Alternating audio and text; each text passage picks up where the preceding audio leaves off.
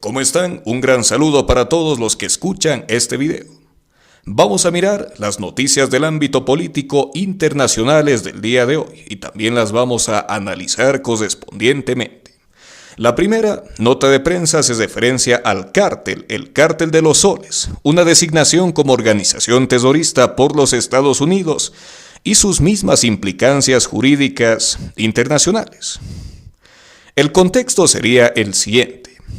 El Departamento del Tesoro de los Estados Unidos ha emitido una designación oficial del Cártel de los Soles como una organización terrorista. Dicho grupo criminal, presuntamente liderado por altos mandos del gobierno venezolano, incluyendo al mismo presidente de Venezuela, quien sería Nicolás Maduro, un izquierdista de primera, estaría acusado de operar una red transnacional dedicado al narcotráfico, lavado de efectivo, corrupción y actividades que amenazan la seguridad internacional. Dicha medida representa un punto álgido en la escalada de sanciones y presiones estadounidenses contra regímenes acusados de utilizar el poder estatal para fines ilícitos y también marcar un precedente importante al catalogar una organización criminal vinculada directamente como un gobierno terrorista, en este caso. Para los que se preguntan, ¿de dónde viene el famoso nombre del Cártel de los Soles? No se trataría de los soles de los Teletubbies, se trataría de un tema bastante interesante dentro del ámbito político y considerado grave, en cierto caso. Este nombre se deriva de las insignias del sol que utilizan los altos oficiales militares venezolanos y ha sido también utilizado para describir una red de narcotráfico integrado por ciertos funcionarios públicos, incluidos Fuerzas Armadas y estructuras criminales. Se estaría estimando que están controlando rutas aéreas y también rutas marítimas. ¿Para qué se preguntarán? Para exportar cocaína, esta sustancia ilícita, principalmente al país de los Estados Unidos, Europa y otros mercados internacionales dentro del ámbito del denominado mercado negro. Se habría identificado vínculos con otras organizaciones criminales internacionales, incluyendo cárteles mexicanos y ciertos grupos dedicados al atentado de una seguridad interna de una sociedad civil. Desde la perspectiva del derecho internacional, esta inclusión de una organización en la lista de grupos terroristas ha conllevado diversas obligaciones y ciertas consecuencias. La obligación de los estados, de conformidad con tratados internacionales como ser la Convención Internacional para la Represión del Financiamiento del Terrorismo y la misma Convención de las Naciones Unidas contra la Delincuencia Organizada Transnacional. Transnacional hace referencia a que no se trata de un solo país, sino que se trata de un vínculo de muchos países, en este caso haciendo referencia a una vulneración a los tratados internacionales. Delito transnacional que sale a nivel mundial, vinculando a otros países, siendo parte de esta organización bastante polémica. Los estados deben adoptar medidas para no dejar que estas organizaciones financien sus actividades, además de perseguir a sus integrantes y también colaboradores. Los estados que reconocen esta designación deben congelar los activos financieros del grupo y de sus asociados, en este caso prohibiendo transacciones financieras y bloqueando sus respectivos bienes, sean bienes inmuebles, bienes muebles, dentro de lo que es dicha organización. Por otra parte, se exige la cooperación judicial y también policial internacional para desmantelar dichas redes criminales y terroristas compartiendo información y en este caso proceder a una extradición de los responsables. La designación puede generar tensiones diplomáticas, especialmente cuando cierta organización estaría vinculado a un Estado independiente, Estado soberano, como lo quieran llamar, como es el caso del territorio absoluto Venezuela. Este país, Venezuela, que está atravesando una crisis bastante grave en la actualidad. La designación del Cártel de los Soles como organización terrorista vinculada al gobierno de Maduro estaría implicando una fuerte confrontación diplomática desde el derecho internacional público. Cada estado goza de soberanía plena. ¿Para qué se preguntarán? Para administrar sus asuntos internos sin injerencias externas. Sin embargo, cuando un estado estaría albergando o protegiendo cierta organización que comete delitos internacionales, puede ser, por ejemplo, terrorismo, narcotráfico, tráfico, delitos considerados graves y gravísimos. Otros países pueden tomar medidas unilaterales para proteger su seguridad nacional y la estabilidad regional. Dicha situación ha generado un choque entre el principio de soberanía y la obligación internacional de prevenir y sancionar delitos transnacionales. Esta designación trataría de fortalecer la estrategia global para combatir el delito del narcotráfico y también el delito de terrorismo, ya que combina la lucha contra el narcotráfico con esta lucha contra el delito de atentados contra el orden público de un país, al considerar que las organizaciones como el Cártel de los Soles estarían financiando actos terroristas y desestabilizando regiones enteras. Otro de los puntos principales: se permite que países compartan información sensible y coordinen acciones policiales y judiciales contra estas redes. Incrementa también las sanciones económicas y políticas que afectan la capacidad operativa del grupo, limitando su acceso a recursos financieros internacionales. En este caso, estimados amigos, este tema del Cártel de los Soles ha sido bastante controversial. Esta medida de los Estados Unidos, en conclusión, ha representado un avance necesario en la lucha contra estas redes criminales que se amparan en el poder político para expandir su influencia. No puede permitirse que regímenes con ideologías de izquierda o progresistas utilicen el aparato estatal para estas actividades que son consideradas ilegales, tanto a nivel nacional como a nivel internacional, según los tratados internacionales y los organismos que protegen los derechos humanos. La justicia y la seguridad internacional exigen acciones contundentes sin sesgos ideológicos ni una presunta impunidad. ¿Qué les parece? Un tema bastante complicado dentro de este ámbito internacional. Nicolás Maduro vinculado al Cártel de los Soles. Por otra parte, otro titular bastante relevante ha sido la visita de Donald Trump, el presidente de los Estados Unidos, a Escocia, marcado por protestas y cierta negociación comercial en contexto internacional. Resulta que, el día de hoy, Donald Trump ha informado que se ha realizado una visita a Escocia, que ha tenido un doble propósito. Primero, mantener presencia política internacional y negociar asuntos comerciales con representantes de la Unión Europea, en particular con Ursula von der Leyen, presidenta de la Comisión de Europa. Dicha visita ha ocurrido en un contexto global de tensiones económicas y también tensiones comerciales, que han sido caracterizadas la última década, donde Estados Unidos ha adoptado posiciones proteccionistas en diversas ocasiones, generando reacción en sus principales socios comerciales. Desde su llegada, Trump ha sido recibido con protestas multitudinarias dentro de Edimburgo, donde manifestantes, ciertos grupos han expresado el rechazo al presidente de los Estados Unidos, a su figura y también a las políticas dentro de su gobierno.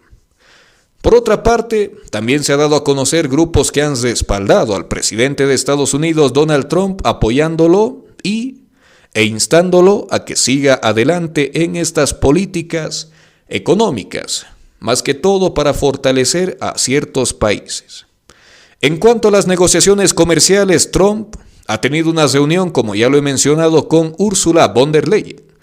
¿Para qué se preguntarán? Bueno, para discutir temas complejos como ser los aranceles, las barreras comerciales, los subsidios a ciertas industrias y otros obstáculos que han tensionado las relaciones comerciales transatlánticas. Considerado así, con este término, dicha discusión forma parte del marco del derecho internacional económico y de las reglas establecidas por la Organización Mundial del Comercio, que estarían buscando equilibrar intereses y garantizar un comercio justo y ordenado.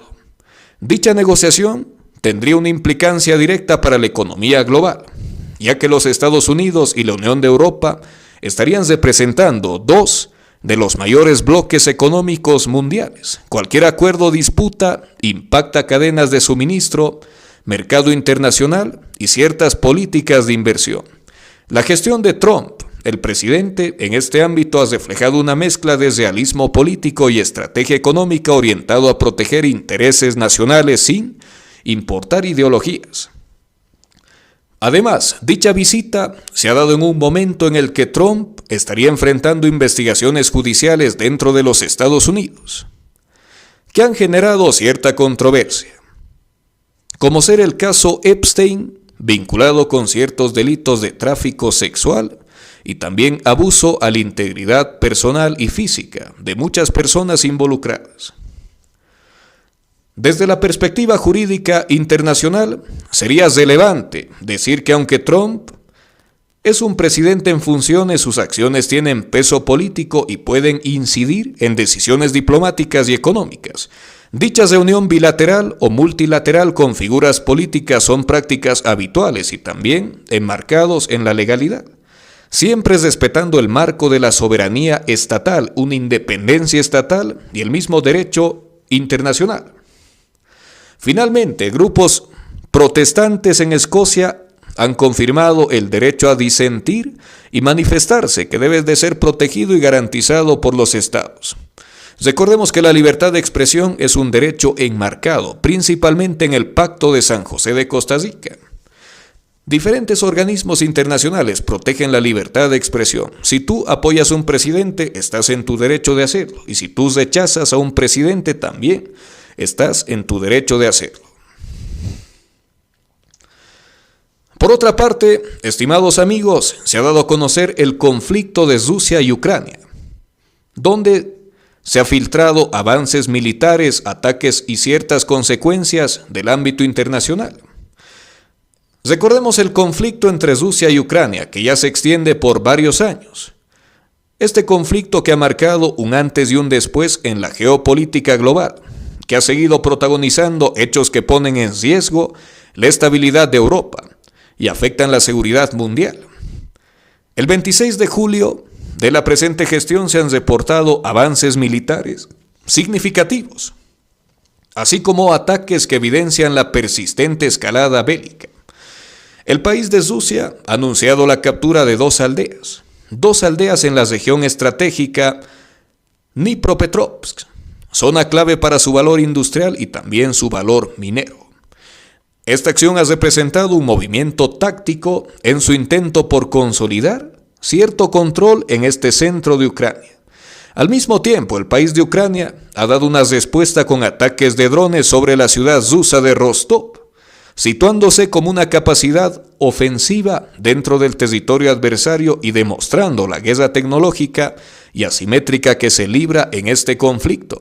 La inteligencia ucraniana ha informado además sobre la destrucción de un avión de combate ruso en un aeródromo militar dentro de la región de Krasnodar, lo que evidencia la vulnerabilidad dentro de las propias fronteras rusas y la resistencia activa ucraniana. ¿Para qué? Se preguntarán. Bueno, para debilitar la capacidad aérea de su enemigo. Este escenario bélico continúa teniendo efectos devastadores para la población civil, infraestructuras y la economía regional, generando una crisis humanitaria que ha motivado sanciones internacionales y ciertos llamados a la paz que hasta el momento se han caído. No se ha logrado tener un acuerdo de paz para detener esta violencia que ya afecta a bastantes años. Este enfrentamiento militar entre Rusia y Ucrania estaría regido por normas fundamentales del derecho internacional humanitario, el DIH, también conocido como derecho de los conflictos armados, cuyo objetivo es limitar los efectos de la guerra protegiendo a la sociedad civil y a los combatientes. Ucrania mantiene su soberanía territorial reconocida internacionalmente y la invasión rusa ha sido declarada ilegal por múltiples organismos internacionales, incluido el Consejo de Seguridad de la ONU, Organización de Naciones Unidas, en resoluciones no vinculantes. Esto ha establecido la base para considerar la acción rusa como una violación al derecho internacional. Las autoridades rusas pueden ser responsables por crímenes de guerra y violaciones al DIH si es que se compruebe el ataque deliberado contra civiles o infraestructuras civiles. Las cortes internacionales, como la Corte Penal Internacional, el CPI, tiene jurisdicción para investigar dichos hechos. Por otra parte, estos ataques con drones en territorio ruso han planteado nuevos retos jurídicos, especialmente en cuanto a la proporcionalidad y una distinción, aparte de tener precaución, que debe de ser observado por las partes para evitar daños a civiles. Este conflicto sigue siendo uno de los mayores desafíos para la seguridad global, afectando no solamente a Europa, sino también a cadenas de suministros mundiales, como ser mercados estratégicos y alianzas estratégicas. La prolongación de esta guerra ha generado desplazamiento masivo de población, crisis alimentaria por interrupción de exportación agrícola y una escalada armamentística que aumenta el riesgo de un conflicto mayor. La comunidad internacional está dividida entre quienes apoyan a Ucrania y quienes mantienen una postura más neutral o directamente respaldan a Rusia. Dicha polarización dificulta los esfuerzos para alcanzar un acuerdo sostenible, dentro de este caso en específico, bastante interesante. Haciendo referencia a este tema de conflictos, resulta que el conflicto Israel-Gaza hace referencia a una crisis humanitaria, operación militar y diplomacia en curso. En recientes oportunidades, la situación en la Franja de Gaza sigue siendo bastante crítica. Israel ha reanudado el lanzamiento aéreo de ayuda humanitaria mediante paracaídas. ¿Para qué? Se preguntarán. Para aliviar la grave crisis alimentaria que enfrentan más de 2 millones de palestinos atrapados en la zona denominada de conflicto. Además, se han abierto corredores para la entrada de camiones de la ONU, aunque de forma limitada y también controlada. Paralelamente, las fuerzas israelíes han intensificado sus ataques aéreos, impactando más de 100 objetivos en Gaza y causando al menos 25 fallecidos.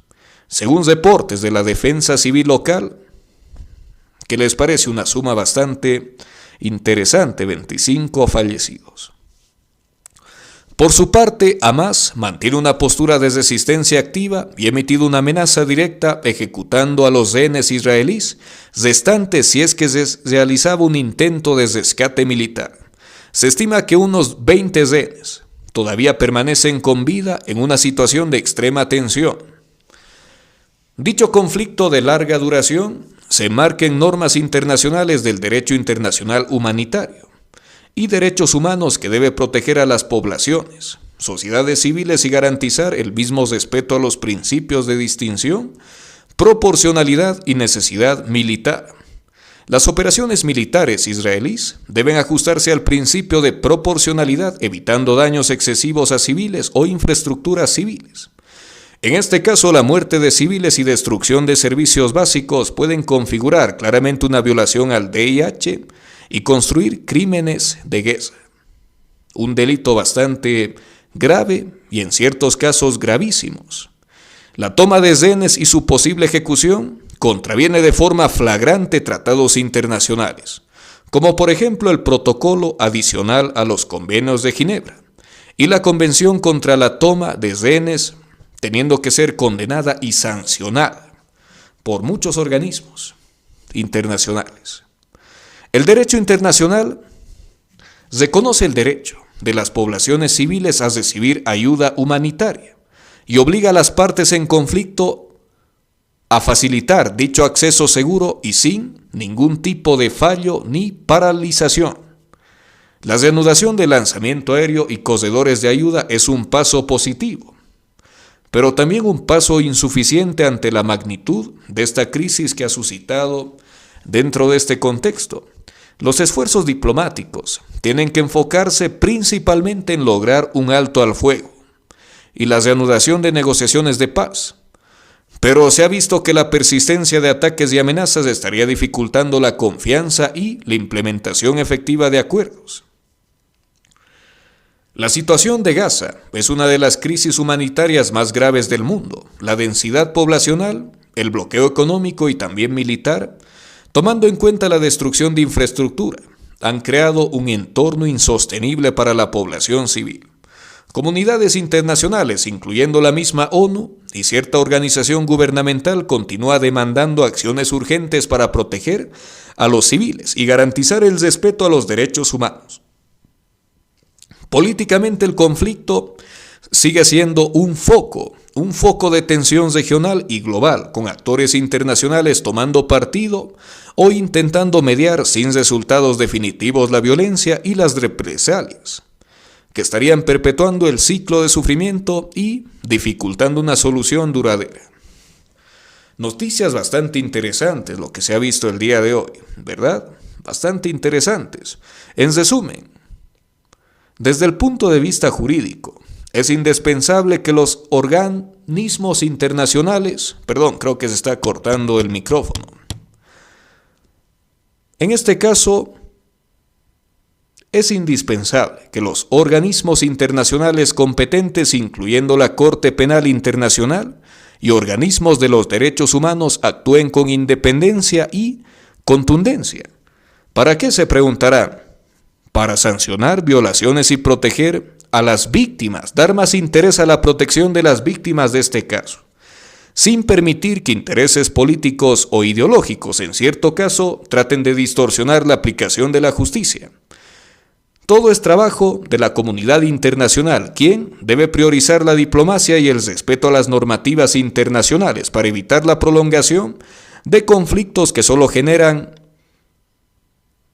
confrontación, enfrentamiento, muerte, destrucción y sufrimiento. Bastante triste, estimados amigos, esta situación que se está viviendo. Y bueno, esas han sido las noticias del ámbito político internacional más relevantes del día de hoy. Noticias en español. Siéntanse libres en dejar su comentario. Pueden opinar como ustedes quieran. ¿Qué les ha parecido las noticias? Siéntanse libres en dejar su punto de vista correspondiente dentro de la cajita de los comentarios. Y bueno, conmigo nos vemos hasta en un próximo video. Esto ha sido Noticias del Mundo del día de hoy.